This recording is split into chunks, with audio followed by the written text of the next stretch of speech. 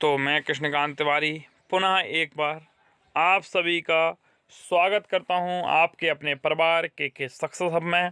और एग्ज़ाम है सिर पे, एडमिट कार्ड हो चुके हैं आज अपलोड, सबके एडमिट कार्ड निकल लिए होंगे, अपने अपने सेंटर देख लिए होंगे आप लोगों ने। आपको अग्रिम शुभकामनाएं। और जैसे ही एडमिट कार्ड आए मैंने कहा चलो बहुत दिन हो गए, समय नहीं था मेरे पास, फिर भी मैंने कहा आज चलो आज रिवीजन फटाफट करा देते हैं साइकोलॉजी का। और हो सकता है रात्रि में ही हिंदी का रिवीजन होने लगे और संस्कृत, मतलब रिवीजन आपका हो जाएगा 1-2 दिन में कंप्लीट करा दूंगा मैं। नोट्स उठा के मैं सीधा देखते हैं आगे क्या होता है। फिलहाल आपकी इसके पहले आपको ऑलरेडी 2 क्लासेस मिल चुकी होंगी, ये तीसरी क्लासेस है। आज हमें पढ़ना है मोटिवेशन। अब तो मोटिवेट हो जाइए आप, मैं आ चुका हूँ आपके साथ। मैंने कहा था कि अंत समय तो सहारा मेरा रहता ही है, अब डेली रहूँ या ना रहूँ कंटिन्यूटी में, पर जो रिवीजन करा रहा हूँ इस क्लास को आप देखिए, दोस्तों को ज़्यादा से ज़्यादा शेयर करिए। लाइक आइक का मैं बोलूँगा नहीं, आप लाइक करो या नहीं करो, आप शेयर करिए। और ये बात आपको 28 नवंबर को जब पहला प्राइमरी का पेपर देंगे आप, और तब आपको समझ में आ जाएगी। और आप लोगों का मुझे भरोसा है कि 12:30 के बाद मेरे नंबर में मैसेज और कॉल्स आने लगे, हाँ सर आपने पढ़ाया था वहाँ से पेपर आया है। ये मेरा आत्मविश्वास है, माँ सरस्वती ने ऐसा आवाज़ दिया है, चाहे जो समझ लें आप, बट आएगा पेपर। पिछली बार भी आया था। मोटिवेशन शब्द अंग्रेजी भाषा का शब्द है, मोटिवेशन अभिप्रेरणा, ठीक है। हम बात नहीं करेंगे अब। लैटिन भाषा के मोटम शब्द से बना है, तो मोटिवेशन शब्द किस भाषा से बना है? लैटिन भाषा के मोटम शब्द से बना है। मोटम का अर्थ होता है टू मूव, गति करना, ठीक है। तो मोटिवेशन जो अभिप्रेरणा है वो लैटिन भाषा के मोटम शब्द से बना हुआ है। मोटम का अर्थ होता है टू मूव, गति करना। अभिप्रेरणा एक ऐसा कारक है या आंतरिक बल है जो व्यक्ति को लक्ष्य की ओर निश्चित व्यवहार करने के लिए अग्रसर करता है। जो अभिप्रेरणा है, अभिप्रेरणा यह एक ऐसा प्रेरक है या एक आंतरिक बल है, इंटरनल फोर्स है, जो व्यक्ति को लक्ष्य की ओर, अपने गोल की ओर क्या करता है? निश्चित व्यवहार करने के लिए प्रेरित करता है। अभिप्रेरणा, अभिप्रेरणा की परिभाषा देख लीजिए मैकडोनाल्ड। अभिप्रेरणा व्यक्ति के अंदर ऊर्जा परिवर्तन है। अभिप्रेरणा जो है वो व्यक्ति के अंदर ऊर्जा परिवर्तन है। मैकडोनाल्ड, अभिप्रेरणा व्यक्ति के अंदर ऊर्जा परिवर्तन है। क्रेच एंड क्रेचफील्ड, अभिप्रेरणा हमारे क्यों का उत्तर है। क्रेच एंड क्रेच, क्यों, दो क्यों। तो जो अभिप्रेरणा होती है, जो मोटिवेशन होता है, वह हमारे अंदर हमारे क्यों का उत्तर देती है। B.F. स्किनर, अभिप्रेरणा अधिगम का सर्वोत्कृष्ट राजमार्ग है। स्किनर है, स्किनर क्या भाई, हाईवे तो बनाएंगे पूर्वांचल एक्सप्रेस वे की तरह। तो अभिप्रेरणा जो है वो अधिगम का सर्वोत्कृष्ट राजमार्ग है। गुड महोदय क्या कहते हैं? अभिप्रेरणा किसी कार्य को आरंभ करने, जारी रखने एवं नियंत्रित करने की प्रवृत्ति है। जो अभिप्रेरणा है किसी कार्य को आरंभ करने, जारी रखने एवं नियंत्रित करने की प्रवृत्ति क्या कहलाती है? अभिप्रेरणा कहलाती है। गुड महोदय ने कहा। फ्रेंडसन महोदय क्या कहते हैं? सीखने में सफल अनुभव अधिक सीखने की प्रेरणा देता है। सीखने में सफल अनुभव, जो आप कोई सीख रहे हो उसमें सफलता प्राप्त कर लो, वो वाले अनुभव सीखने में और अधिक प्रेरणा देते हैं, और अधिक मोटिवेशन देते हैं। फ्रेंडसन महोदय ने कहा। ये कुछ परिभाषा है। अभिप्रेरणा 2 प्रकार की होती है, सकारात्मक अभिप्रेरणा, नकारात्मक अभिप्रेरणा। दोस्तों सकारात्मक अभिप्रेरणा मतलब होता है आंतरिक अभिप्रेरणा, नकारात्मक अभिप्रेरणा मतलब होता है बाह्य अभिप्रेरणा, ठीक है। बालक के अंदर स्वतः उत्पन्न होने वाली जो अभिप्रेरणा होती है वो आंतरिक अभिप्रेरणा होती है। और जो बालक को बाह्य रूप से उत्पन्न, मतलब जो आप खुद से अभिप्रेरित हो, नहीं मुझे पढ़ना, आई कैन डू इट, मैं साइकोलॉजी में 25+ ला सकता हूँ, मैं 30+ नहीं बोल देना, 30 कर सकता हूँ, या मैं 100 टोटल ओवरऑल 120+ ले जाता हूँ, ये आपकी इंटरनल है, आंतरिक, ये बहुत ज़्यादा पॉजिटिव होती है। अब हम कहें पढ़ना है तुमको, हमने तुम्हें मोटिवेशन दिया, तो वो मोटिवेशन 1-2 दिन के लिए होता है, लेकिन यदि मन के हारे हार है, मन के जीते जीत, वही वाली कहानी हो गई। तो बालक में बाह्य रूप से उत्पन्न होने वाली अभिप्रेरणा क्या कहलाती है? नकारात्मक अभिप्रेरणा। शिक्षक के द्वारा विभिन्न प्रकार के प्रतियोगी आयोजनों, वाद विवाद आदि परिस्थितियों में द्वारा उत्पन्न, उसमें आप भाग लेंगे, सफल होंगे या जीतेंगे, तो वहाँ से आपको प्रेरणा मिलेगी। और अब क्या किया हमने भाई, आपको शिक्षक ने क्या किया? दंड दिखाया, दंड दिया, भय दिया। नकारात्मक पुनर्वलन के द्वारा उत्पन्न जो प्रेरणा होती है वो नकारात्मक अप्रेरणा होती है। अप्रेरणा की विशेषताएं क्या होती हैं? अप्रेरणा अधिगम का मुख्य चालक है। अभिप्रेरणा अधिगम का हृदय, पथ प्रदर्शन और सर्वोत्तम सोपान या सर्वोत्कृष्ट राजमार्ग है। अभिप्रेरणा में व्यक्ति का व्यवहार लक्ष्य से निर्देशित होता है, मतलब लक्ष्योन्मुखी होता है। अभिप्रेरणा में जो व्यवहार होता है लक्ष्य से उन्मुख, लक्ष्योन्मुखी होता है। अभिप्रेरित व्यक्ति में निरंतरता होती है। अभिप्रेरणा व्यक्ति में ऊर्जा परिवर्तन करती है। अभिप्रेरित व्यवहार में व्यक्ति चयनात्मक क्रियाएं करता है। पहले देखते हैं, अभिप्रेरणा से भावनात्मक पक्ष अत्यधिक उग्र हो जाता है। अब इसमें दिया क्वेश्चन यहाँ रख दिया, अप्रेरणा से संदर्भ में कौन सा कथन सत्य नहीं। इसमें आपको कुछ क्वेश्चन भी कराएंगे हम साथ में। अप्रेरणा लक्ष्य से जुड़ी रहती है, अप्रेरणा में निरंतरता होती है, अप्रेरणा से व्यवहार की उत्पत्ति होती है और प्रयोग सभी सत्य। तो अप्रेरणा के संदर्भ में कौन कथन सत्य नहीं। अब प्रेरणा व्यवहार की उत्पत्ति होती नहीं होती, ये वाला कथन क्या है इसमें भाई, गलत है। अगला एक स्टार यहीं लिखा है बना के, अभिप्रेरणा शिक्षार्थी की एक काल्पनिक आंतरिक अवस्था है। अप्रेरणा के स्रोत या संगठन देख लीजिए। सबसे पहले मुख्य 4 स्रोत होते हैं। किसी भी चीज़ की आवश्यकता होगी, नीड होगी, आपको नौकरी की क्या है, नीड है, आवश्यकता। चालक अंतर्नोद, तो आप उस कार्य को करना चाहेंगे, वो चालक अंतर्नोद, उसके लिए चलेंगे। प्रोत्साहन, फिर आपको प्रोत्साहन मिलेगा, फिर कोई होगा अप्रेरक। देखो इसको समझाते हैं। ये देखो, जैसे कि ये व्यक्ति है, इसको लगी भूख, क्या लगी, ये इसको क्या लगी, भूख लगी। व्यक्ति को क्या लगी भाई, भूख, भूखा है ये व्यक्ति, क्या है, भूखा है। तो भाई ये क्या करेगा, भूखा है, तो अब इसको नीड है, नीड का है कि है, भोजन की। तो पहला कदम हो गया आवश्यकता है। आवश्यकता के लिए ये इसकी क्या है, नीड है भोजन, भूख लगी तो भोजन क्या है इसकी नीड, तो ये हो गई आवश्यकता। आवश्यकता के लिए भाई ये चालक ड्राइव अंदर कुछ ना कुछ तो करेगा, चलेगा, तो भूख के लिए चालक होगा, और चालक होगा तो इसके चालक की वजह से इसको क्या मिलेगा, एक प्रोत्साहन मिलेगा। जब प्रोत्साहन मिलेगा तो इसका प्रेरक हो जाएगा। हिलगार्ड महोदय ने भी ऐसी, देखो हिलगार्ड महोदय चक्रीय क्रम होता है एक, इन्होंने कहा भाई अप्रेरणा चक्र इन्होंने दिया था। इन्होंने कहा आवश्यकता होगी तो अंतर्नोद करोगे, और फिर क्रिया करोगे, फिर प्रोत्साहन होगी और आवश्यकता की पूर्ति हो जाएगी। आवश्यकता क्या है, आवश्यकता होने पर व्यक्ति क्रिया करने के लिए प्रेरित होता है, जैसे भोजन, भूख, पानी, प्यास, ठीक है। चालक अंतर हो, प्रत्येक आवश्यकता के साथ एक चालक जोड़ा रहता है, जैसे भूख के साथ प्यास जुड़ी रहती है। प्रोत्साहन क्या होता है, चालक भोजन की प्राप्ति होने पर शांत हो जाता है। प्रोत्साहन मतलब होता है जैसे हमें नौकरी मिल गई तो हम शांत हो गए, भाई हमारी मनपसंद, हमारी ड्रीम पूरे हो गए, ठीक है, नौकरी पाने की अब कोई नई आवश्यकता पैदा होगी। अब प्रेरक क्या होता है, आवश्यकता, चालन और प्रोत्साहन तीनों के योग को अभिप्रेरक कहते हैं। मतलब आवश्यकता है, चालन है और प्रोत्साहन, तीनों के योग को हम अभिप्रेरक कहते हैं। अभिप्रेरक के प्रकार अब्राहम मैस्लो ने 2 प्रकार के अभिप्रेरक बताए। अब्राहम मैस्लो ने क्या कहा, बोले एक होता है जन्मजात अभिप्रेरक, एक होता है अर्जित अभिप्रेरक।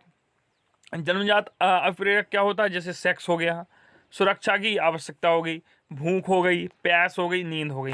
भूख, प्यास, सुरक्षा की आवश्यकता, नींद एंड सेक्स आर द, ये जन्मजात में ही, ये सारी। देखो भूख आपको जन्मजात लगती है, प्यास आपको जन्मजात लगती है, नींद आपको जन्मजात लगती है, सुरक्षा की भावना, आप जैसे बच्चे छोटा होता है उसको भी डर लगता है कोई बड़ा आके मुझे बांध ना दे, उसको सुरक्षा की भावना होती है। सेक्स की प्रोबेबिलिटी भी आपकी कैसी होती है, जन्मजात होती है, कोई ऐसा नहीं भाई बाद में उन्होंने वातावरण से अर्जित कर लिया। अर्जित अभिप्रेरक क्या होती है, प्रतिष्ठा, हमारा मान सम्मान, रिस्पेक्ट कौन कर रहा है, हमारी समाज में वैल्यू क्या है, ये तो हमें कमानी पड़ती है। पुरस्कार, हमें राष्ट्रपति पुरस्कार मतलब भारत रत्न मिल रहा है, या मेजर ध्यानचंद पुरस्कार मिल रहा है, अर्जुन पुरस्कार मिल रहा है, या कुछ नहीं मिल रहा है, गाली गलौज मिल रहा है, ये जैसे मैंने अभी कहा कि भाई आपके इसमें से यहाँ से 110% प्रश्न नहीं क्वेश्चन की चांसेस हैं।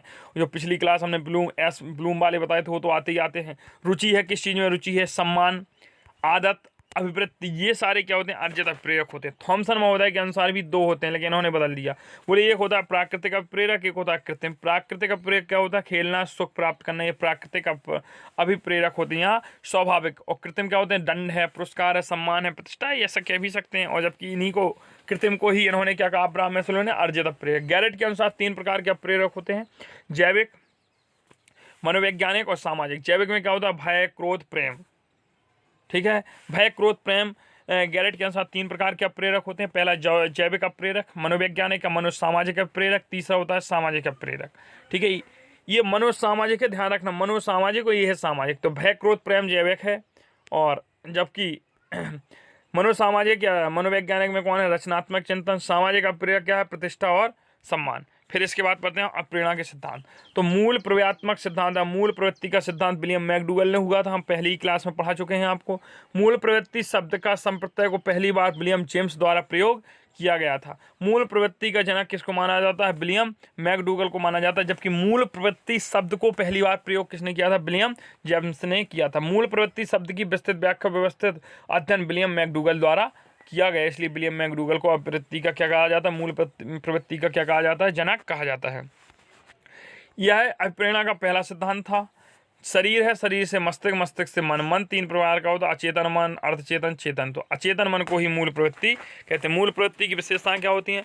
यह अचेतन मन में रहती है, यह जन्मजात होती है, यह सार्वभौमिक होती है। मूल प्रवृत्ति का रूप, स्वरूप, कार्य सभी प्राणियों में अलग अलग होता है। मूल प्रवृत्ति परिवर्तनशील होती है। मूल प्रवृत्ति आदतों से भिन्न होती है। मूल प्रवृत्ति से व्यवहार क्रिया करने के लिए प्रेरित होता है। मूल प्रवृत्ति के 3 पक्ष होते हैं, क्रियात्मक पक्ष, भावनात्मक पक्ष, संज्ञानात्मक पक्ष। मूल प्रवृत्ति के कितने होते हैं? क्रियात्मक पक्ष, भावनात्मक पक्ष, संज्ञानात्मक पक्ष। आउटलाइन ऑफ साइकोलॉजी मनोविज्ञान की एक अवधारणा नामक पुस्तक मैकडूगल ने 14 मूल प्रवृत्ति बताई और इनसे जुड़े 14 सम्यक बताए। यह पुस्तक 1905 में आई थी। इसी पुस्तक में 1908 में आए इस सिद्धांत की चर्चा नहीं की गई है। इस पुस्तक में 1908 मतलब जो 1905 में आई, लेकिन 1908 में जब इनका जो सिद्धांत आया, हमारा मूल प्रवृत्ति का सिद्धांत, इसमें कोई चर्चा नहीं है इस पुस्तक में। अब आपकी ये देखिए, एक तरफ पहले हम पढ़ा लेते हैं 14, फिर ये पढ़ाएंगे प्रेरणा मांग का सिद्धांत। पहले लिखा है आपका मूल प्रवृत्ति और फिर सम्यक। पलायन मूल प्रवृत्ति होगा, इसका सम्यक क्या होगा? भय, युत्सा युद्ध करने की इच्छा, क्रोध, निवृत्ति पीछा छुड़ाना, फिर घृणा, संतान की। अच्छे से आप किसी से मूल प्रवृत्ति पहले आती है कि सम्यक? तो मूल प्रवृत्ति पहले होती है, उसके बाद सम्यक आता है। ठीक है। शरणागति तो करुणा, काम, कामुकता, जिज्ञासा का क्या होता है? आश्चर्य होता है। दैन्य दया दिखाना, आत्महीनता की भावना कराना, आत्मगौरव, आत्मस्वाभिमान, इसका सम्यक। सामूहिकता, इसका सम्यक एकांकीपन। मूल प्रवृत्ति है सामूहिकता, एकांकीपन सम्यक है। भोजन, भोजन तो हमारी मूल प्रवृत्ति है भाई, भोजन पहले होगा कि भूख, तो भूख है। स्वामित्व का संग्रहण करना होगा। रचनात्मक, सृजनात्मकता, कृतिभाव, ह्रास का आमोद, ये आपकी क्या हो गई? मूल प्रवृत्ति हो गई। ठीक है।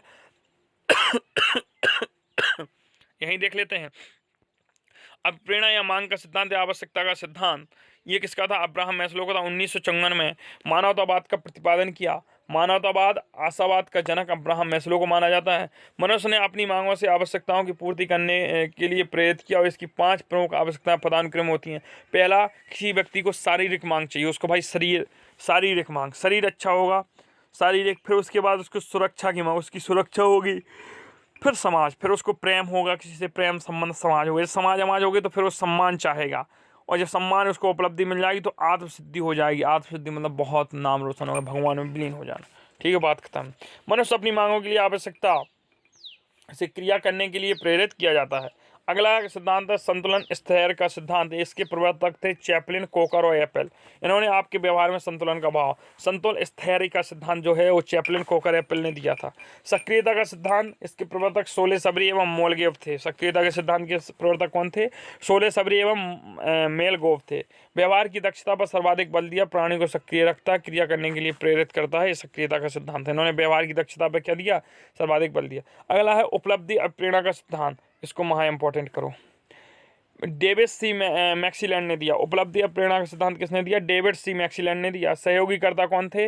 एंट जर्मनी, एटकिंसन और होएंगा एवं होएंगा, इसके सहयोग करता था, होएंगा एवं होएंगा।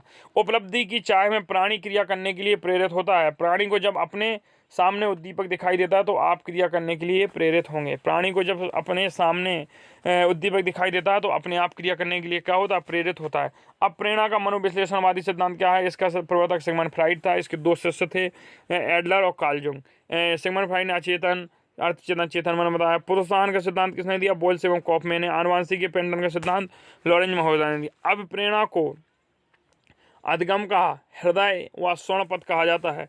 शरीर क्रिया के सिद्धांत का प्रतिपादक मॉर्गन है। मूल प्रवृत्ति का सिद्धांत विलियम, तो मूल प्रवृत्ति का सिद्धांत तो विलियम मैकडूगल का है। और आवश्यकता का सिद्धांत ये देख लीजिए, आवश्यकता का या प्रेरणा की मांग का सिद्धांत किसका? अब्राहम मैस्लो का है। अगला देखते हैं भाई, मास्लो के अनुसार प्रेरणा के प्रकार जन्मजात, प्रेरणा अर्जित या व्यक्तिगत या सामाजिक। ठीक है, अब्राहम मैस्लो के अनुसार जन्मजात, प्रेरणा और अर्जित। अर्जित में जन्मजात भूख, प्यास, काम, नींद, विश्राम, ये जन्मजात होते हैं, पता चुके।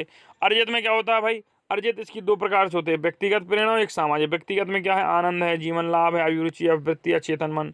और ये सामाजिक में क्या है? सामुदायिक, स्वभाव, संगत। इसको नहीं पढ़ना, आपको नहीं पढ़ना हो तो कुछ ज़्यादा जरूरी। अब प्रेरणा मूल्यांकन का मौलिक उद्देश्य होता है। मैस्लो के अनुसार आवश्यकता और प्रेरणा एक दूसरे के पूरक होते हैं। इसको इंपॉर्टेंट करो, आया था एक बार। मैस्लो के अनुसार आवश्यकता एवं प्रेरणा एक दूसरे के पूरक होते हैं। किसी कार्य परिणाम की प्रशंसा करना आंतरिक प्रेरणा का उदाहरण है। हाँ, चलो कुछ वस्तुनिष्ठ प्रश्न देखते हैं हम। अब प्रेरणा से संबंधित लक्षण भाई बताओ। प्रेरणा संबंधित व्यवहार के लक्षण होते हैं बताइए भाई क्या होंगे इसमें, बताओ। तो पहला है दिवास्वप्न, कुसमायोजन, भंगनाशा, उत्सुकता। तो अब प्रेरणा के लक्षण क्या होते हैं, तो आपका हो जाएगा ऑप्शन नंबर 4 उत्सुकता। अगला देखते हैं, मोटिवेशन शब्द की उत्पत्ति हुई थी मोट धातु से, मी धातु से, मोटम धातु से, मोम धातु से। मोटम धातु हमने बता चुके हैं आपको। वह कारक जो व्यक्ति का कार्य करने के लिए उत्साह बढ़ाता या घटाता। पहला है अधिगम, अवधारणा, अभिप्रेरणा और या कोई नहीं। तो इसमें आपका होगा अभिप्रेरणा। अगला देखें, बालक किसी कार्य को करने के लिए अपनी इच्छा से करता हुआ है। नकारात्मक प्रेरणा, सामाजिक प्रेरणा, मनोदैहिक प्रेरणा या सकारात्मक। तो जब बालक कोई कार्य अपने आप करता है तो वह सकारात्मक प्रेरणा होती है, आंतरिक प्रेरणा होती है। अब प्रेरणा का सिद्धांत जो कि संकल्प शक्ति पर बल देता है, कौन सा सिद्धांत है, वह है ऐच्छिक सिद्धांत। कौन सा सिद्धांत है, ऐच्छिक सिद्धांत है। किसी मनोवैज्ञानिक ने अधिगम विधि में के रूप में बाह्य प्रेरणा को आंतरिक प्रेरणा की तुलना में निम्नतर बताया, वो है प्रेक्षी, रोबेंस और हॉरक्स। अगला देखते हैं, निम्न में से किस मनोवैज्ञानिक अप्रेरक है। मनोवैज्ञानिक अप्रेरक उक्त सभी हैं, क्रोध, दुख, भय, प्रेम, सेक्स, भूख की भावना, ये सारे क्या हैं, मनोवैज्ञानिक उत्प्रेरक हैं। निम्न में से किस विधि अप्रेरणा की उचित विधि नहीं है। तो दंड का प्रयोग करना प्रेरणा की उचित विधि। प्रशंसा करो, निंदा करो चलेगा, प्रगति परिणाम चलेगा, प्रतिस्पर्धा चलेगी, लेकिन दंड का प्रयोग करना नहीं चलेगा। क्वेश्चन नंबर 9 कहता है, उपलब्धि अप्रेरणा सिद्धांत किस मनोवैज्ञानिक का है। तो उपलब्धि अप्रेरणा सिद्धांत किस मनोवैज्ञानिक का है, मैकक्लेलैंड का या मैक्सीलैंड का है। ठीक है। प्रेरणा छात्र में रुचि उत्पन्न करने की कला है। अधिगम प्रेरणा के महत्व को दिग्दर्शित करने वाला यह कथन किसका, थॉमसन महोदय का है। प्रेरणा छात्र में रुचि उत्पन्न करने की एक कला है। जो प्रेरणा होती है, इंस्पिरेशन होता है। भाई प्रेरणा कोई लड़की ना देख रही हो तो ससुरा भी मामला गड़ा हुआ है। सर कहें ये सर कह रहे हैं कि प्रेरणा जो होती है वो छात्र में रुचि उत्पन्न करने की कला है, किसका है, थॉमसन महोदय का कथन है। अगला देखते हैं, निम्न में से कौन सी अप्रेरणा विधि नहीं है। तो अप्रेरणा की विधि नहीं है, कौन सी नहीं है, एक भी नहीं है इसमें। तो ठीक है, प्रेरणा पाठक में रुचि उत्पन्न करना गलत, अच्छे कार्यों के लिए बालकों की प्रसन्ना करना गलत, बालकों में प्रतिद्वंदात्मक भावना व्यवस्थित करना नहीं होगा, विधि नहीं है। अप्रेरणा के संज्ञानवादी व्यवहार का सिद्धांत किसने दिया था। तो अप्रेरणा के व्यवहारवादी सिद्धांत लेविन, न्यूमॉक और बर्दीमन ने दिया था। अप्रेरणा के स्रोत क्या होते हैं, चालक, उत्प्रेरक, उद्दीपक एवं अप्रेरक। चौथा दिया नहीं इसमें। निम्न से बालक को प्रेरित नहीं करता है, पुरस्कार, प्रतियोगिता, अरुचि, रुचि। तो प्रेरित कौन नहीं करेगा, अरुचि। जब उसकी रुचि नहीं है तो क्या प्रेरणा मिलेगी उसको। अर्जित प्रेरक के अंतर्गत आते हैं जीवन लक्ष्य, आदत एवं व्यवस्था, मद व्यसन या उपयुक्त सभी। तो उपयुक्त सभी। ऐसे प्रेरक जो व्यक्ति जन्म के साथ लेकर आता है क्या कहलाते हैं, जन्मजात प्रेरक, व्यक्तिगत प्रेरक, सामाजिक प्रेरक और अप्रेरक। बताओ, जो जन्म के साथ आते हैं तो जन्मजात प्रेरक हो जाएंगे। निम्नलिखित में बाह्य प्रेरक क्या है, दंड, आरोप, पुरस्कार एवं प्रशंसा, सम्मान। सभी बाह्य प्रेरक हैं तो उपरोक्त दिया जाएगा इसका। जो प्रेरक वातावरण के संपर्क में आने से विकसित होता है उसे क्या कहते हैं, प्राकृतिक प्रेरक या अर्जित प्रेरक कहते हैं। उपयोग सभी हो जाता, यदि जन्मजात तो प्राकृतिक नहीं होता तो हो जाता, उपयोग सभी लगा दो। जन्मजात प्रेरक नहीं है, भूख जन्मजात है, प्यास जन्मजात है, नींद जन्मजात है, आदत नहीं है इसमें। किस अरुचिकर कार्य को संपन्न कराने हेतु शिक्षक को शिक्षार्थियों किस प्रकार मतलब कह रहा है कि कोई अरुचिकर कार्य है जिसमें बच्चों की रुचि नहीं है, अब उसको आप एक शिक्षक हैं विद्यार्थियों से कराना है तो उसमें कैसे करोगे। तो भाई पिटाई करके, ये तो एनसीएफ 2005 कहता है पिटाई कर नहीं सकते आप। परीक्षा में फेल करने की धमकी, फेल कर ही नहीं सकते आप। घर पर शिकायत, ये आपको तरीका नहीं हो। छात्रों को समय समय पर उनकी सफलता और प्रगति के बारे में बताकर। Yes, option number is 2 correct, 2। अब यहाँ चलो, निम्न में से किसे कृत्रिम अप्रेरक कहते हैं। पुरस्कार, प्रशंसा, दंड, उपयोग सभी। कृत्रिम अप्रेरक सभी हैं। बालकों में पाठ के प्रति रुचि उत्पन्न करने के लिए क्या करना चाहिए, निरंतर मौखिक शिक्षण कराना चाहिए, गलत, ऊब जाएंगे बालक। पाठ की पुनरावृत्ति करानी चाहिए, गलत, रटंत्र प्रणाली पर आधारित होगा। पाठ को बालकों के व्यवहारिक जीवन से संबंध करके पढ़ाना चाहिए, यही तो कहता है हमारा एनसीएफ 2005 और आरटी 2009, यही सब बातें कही हैं उनमें। चलें हम देखते हैं आगे। चलो भाई, क्लास तो लंबी होगी हमें लग रहा है। लंबी क्या होगी, अब क्वेश्चन भी तो है 50 तक लगभग इसमें। निम्न में से सीखने सर्वाधिक महत्वपूर्ण कारक होता है अप्रेरणा। गैरेट ने अभिप्रेरकों के कितने प्रकार बताए। तो गैरेट ने अभिप्रेरकों के 3 प्रकार बताए। ठीक है, किस 3 प्रकार कौन कौन से आप कमेंट बॉक्स में बताएंगे। 2 प्रकार किसने बताए, थॉमस और अब्राहम मैस्लो ने। कौन कौन से बताए उनको लिख के बताएं आप। किस मनोविज्ञानी के अनुसार अभिप्रेरक 2 प्रकार के होते हैं। तो हर्बर्ट मैस्लो के अनुसार 2 प्रकार के होते हैं। गैरेट के अनुसार 3 प्रकार के होते हैं। थॉमसन के भी अनुसार 2 प्रकार के होते हैं। तो इससे तो नहीं होना चाहिए इसमें। चलो, अप्रेरणा का निम्न में से कौन सा प्रभाव सीखने का प्रभावी बनाता है। तो अप्रेरणा से छात्रों को सीखने की गति तीव्र होती है, बिल्कुल सही है। अप्रेरणा व्यवहार को निर्देशित करता है, बिल्कुल सही है। अप्रेरणा छात्रों के अधिगम की गुणवत्ता में वृद्धि करती है, बिल्कुल सही, इसलिए उपयोग सही। अभिप्रेरणा होती है सकारात्मक, नकारात्मक, भावनात्मक। तो गलत, सकारात्मक और नकारात्मक होती है, भावनात्मक नहीं होती। तो ऑप्शन नंबर डी 1 और 2। अप्रेरणा का मुख्य साधन है क्या, सीखना, लक्ष्य प्राप्ति करना, चरित्र निर्माण करना, उपयोग। हमने कहा था अप्रेरणा सीखने में सहायक होती है, लक्ष्योन्मुखी होती है, चरित्र निर्माण में सहायक होती है, इसलिए उपयोग सभी होगा। निम्न में से जो अप्रेरणा का सिद्धांत नहीं हुआ है, मूल प्रवृत्ति का सिद्धांत, अप्रेरणा का सिद्धांत, शारीरिक सिद्धांत, अप्रेरणा, आंतरिक प्रेरणा का सिद्धांत, अप्रेरणा का कौन सा नहीं है, भाषाई सिद्धांत। अगला देखते हैं, शिक्षण और शिक्षा प्रक्रिया सफल बना सकती है अप्रेरणा से। शिक्षण और शिक्षा प्रक्रिया सफल किससे बन सकती है? जब तक मोटिवेशन नहीं होगा बच्चे को और इंटरनल मोटिवेशन होगा तब तो बहुत जल्दी सफल हो जाएगी। दोस्तों आगे हम बात करते हैं अप्रेरणा की कुछ परिभाषाएं आगे। चलो अप्रेरणा की कुछ परिभाषाएं शायद हम ये पढ़ा चुके थे। अप्रेरणा का तात्पर्य सजीव प्रयास से नहीं पढ़ाई। पीटी यंग ने क्या कहा? प्रेरणा व्यवहार को जागृत करने की क्रिया के विकास को संपोषित करने की क्रिया की तरीकों को नियंत्रित करती है। गुड ने क्या कहा? अप्रेरणा कार्य को प्रारंभ करने, जारी रखने और नियमित करने की प्रक्रिया, इसको रट लीजिए। गुड ने क्या कहा? जो अप्रेरणा है वो कार्य को प्रारंभ करो, फिर जारी रखो तथा समाप्त करने की और तथा नियमित मतलब नियम से काम को करते रहो। ब्लेयर जॉन्स स्पिंसन कहते हैं कि अप्रेरणा एक प्रक्रिया है जिसमें सीखने वाले आंतरिक शक्तियाँ एवं आवश्यकताएं उसके वातावरण में विभिन्न लक्ष्यों की ओर निर्देशित करती हैं। लावेल महोदय कहते हैं कि अप्रेरणा एक मनोवैज्ञानिक यह आंतरिक प्रेरणा जो किसी आवश्यकता की उपस्थिति में उत्पन्न होती है, एक ऐसी क्रिया की गतिशील होती है जो आवश्यकता से संतुष्ट होती है।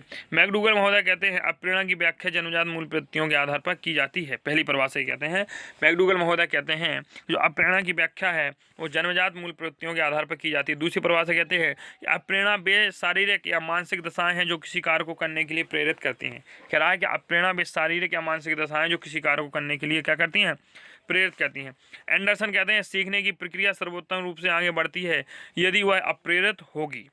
अगले देखो क्रो एंड क्रो, अप्रेरक छात्र को अपनी सीखने की क्रियाओं में प्रोत्साहन देते हैं। अगला देखते हैं थॉमसन कहते हैं प्रेरणा छात्र में रुचि उत्पन्न करने की कला है। ये पहले भी पढ़ा चुका हूँ। जो प्रेरणा होती है, इंस्पिरेशन, रुचि डेवलप करती है स्टूडेंटों में। ठीक है। क्लासमियर एवं गुडविन ने क्या कहा? सीखने के लिए प्रेरणा का महत्व निसंदेह बिना किसी प्रश्न को स्वीकार किया जाता है। जो सीखने के लिए प्रेरणा है उसका महत्व निसंदेह बिना किसी प्रश्न के स्वीकार किया जा सकता है। हरलॉक ने क्या कहा? दंड की अपेक्षा पुरस्कार अधिक शक्तिशाली प्रेरक है। वुडवर्थ महोदय ने क्या कहा?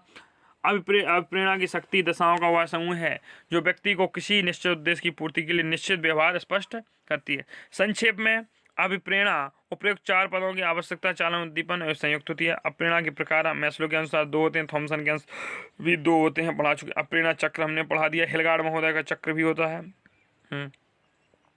आवश्यकता मनोसामाजिक, इस पर हिलगार्ड ने बात नहीं की। चलो मनोसामाजिक आवश्यकताएं देख लीजिए। मैक क्यूलैंड बताते हैं मनोसामाजिक आवश्यकताएं क्या है। उपलब्धि प्रेरणा, शक्ति प्रेरणा, संबंध प्रेरणा। ये कहते हैं खुद पर भरोसा रखो, हमारा प्रभुत्व समाज में बात कुछ। चलो हटाओ।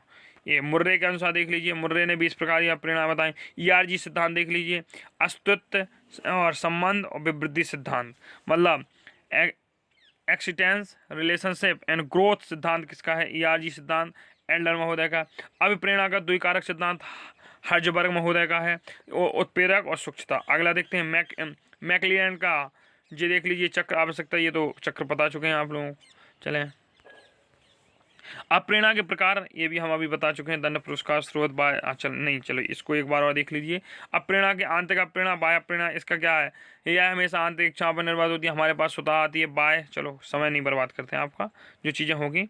अप्रेरणा के कारक तत्व मनोसामाजिक, मैक्सिलियन के अनुसार 3 तत्व होते हैं, उपलब्धि, सम्मान और प्रेरक। मुर्रे के अनुसार 3 होते हैं, जिज्ञासा, खोज, अधिगम।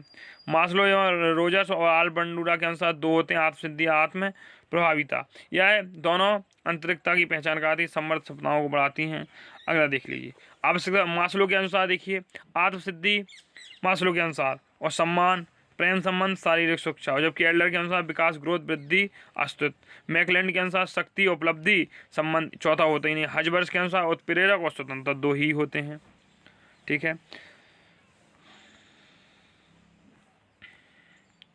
अपरिपक्वता या परिपक्वता का सत्यापता का सिद्धांत आइगेज महोदय। आत्मनिर्भरता का सिद्धांत देखी रान ने दिया। मिलते हैं एक और ऐसे ही वीडियो के साथ अगली क्लास में। आप सभी का इंतजार रहेगा मुझे, और आपको मेरा इंतजार करना चाहिए। और लगभग साइकोलॉजी हमने आपके लगभग 10 से 12 नंबर की ख़त्म कर दी है। अधिकम मैं पढ़ा चुका था, लेकिन फिर भी उसका एक फटाफट वीडियो 15-20 मिनट की एक क्लास और बनाऊंगा। अब इसके बाद अपन मिलते हैं बाल विकास में और उससे पहले ही मिलते हैं समावेशी शिक्षा, जहाँ से क्वेश्चन आते हैं 5-6 नंबर के। पिछड़ा बालक क्या होता है, विशिष्ट बालक क्या होता है, समावेशी बालक क्या होता है, इस प्रकार के जो क्वेश्चन आते हैं उनके साथ भी हम मिलते हैं। नमस्कार दोस्तों, जय हिंद जय भारत। मिलते हैं अगली क्लास में। इंतजार करना मेरा। आप सभी क्लास को ज़्यादा से ज़्यादा शेयर करने, जितना ज़्यादा हो सके आप ज़्यादा से ज़्यादा शेयर करें।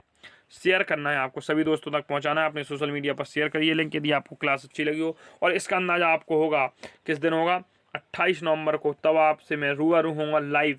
28 नवंबर को, 28 में या 29 में लाइव होऊंगा।